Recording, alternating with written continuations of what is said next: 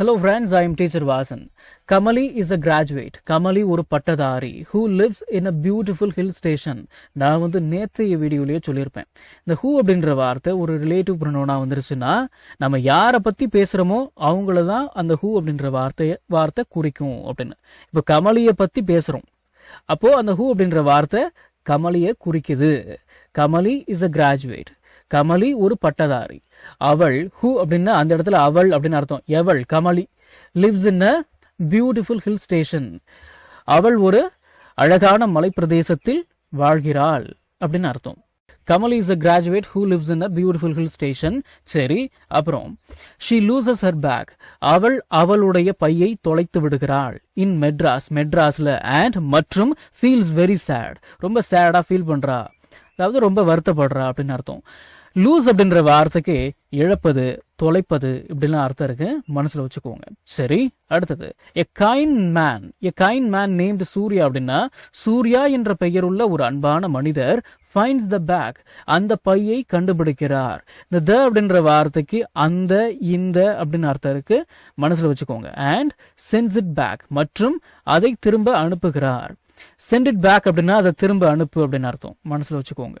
சூர்யா என்ற அன்பான மனிதர் அந்த பையை கண்டுபிடித்து திருப்பி அனுப்புகிறார். சரி, அப்புறம் they start writing letters.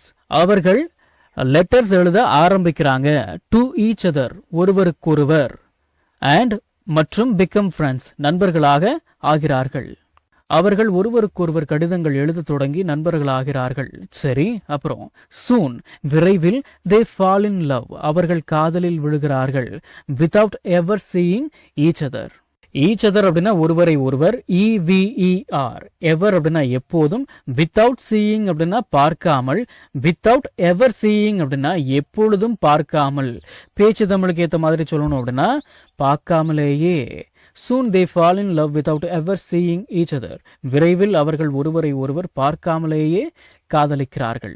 சரி, Kamali sends, Kamali அனுப்புகிறாள் a special sweater, ஒரு ஸ்பெஷலான ஸ்வெட்டரை to சூர்யா, சூர்யாவுக்கு as a gift, ஒரு கிஃப்டா.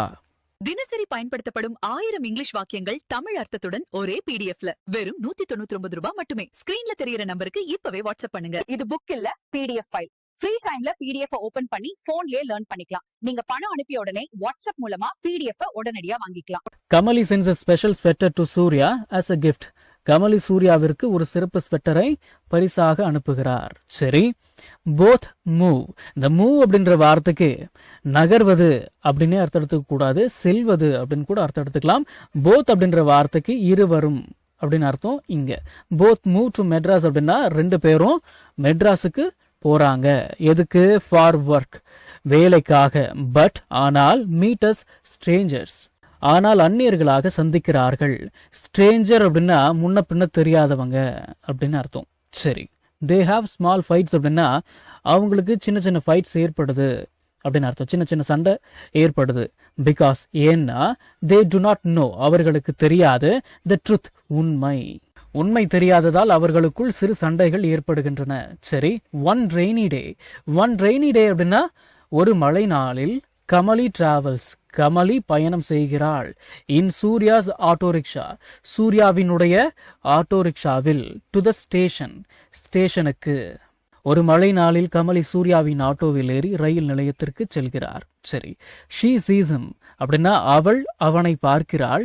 wearing her sweater, அவளுடைய ஸ்வெட்டரை போட்டிருக்கிறத, அவளுடைய ஸ்வெட்டரை அணிந்திருப்பதை.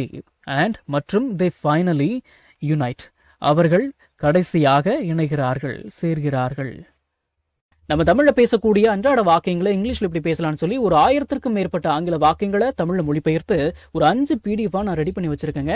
ஒரு பிடிஎஃப் பிரைஸ் பாத்தீங்கன்னா 50 ருபீஸ். ஆனா இந்த 5 பிடிஎஃபையும் நீங்க 250 ரூபாய் கொடுத்து வாங்க தேவையில்லை, ஜஸ்ட் 199 ருபீஸ் பே பண்ணி நீங்க வாங்கிக்கலாம். இந்த பிடிஎஃப்ஸ்ல இருக்கக்கூடிய 1000 வாக்கியங்களும் பேசக்கூடிய வாக்கியங்கள் தானே தவிர இந்த சென்டென்ஸ் கொடுத்து வச்சிருக்காங்களே இதை நான் எங்க பேச போறேன் அப்படின்ற ஃபீலே உங்களுக்கு வராது. இதை நீங்க பிடிஎஃப் ஃபார்மேட்ல வாங்கிக்கிறதால உங்களுடைய ஃப்ரீ டைம்ல பிடிஎஃப் ஓபன் பண்ணி போன்லயே லேர்ன் பண்ணிக்கலாம். நீங்க பணம் அனுப்பின உடனே வாட்ஸ்அப் மூலமா உங்களுக்கு 5 பிடிஎஃபையும் அனுப்பிடுவேன். So what are you guys waiting for? ஸ்கிரீன்ல தெரியுற நம்பருக்கு இப்பவே வாட்ஸ்அப் பண்ணுங்க, இல்லனா கால் பண்ணுங்க.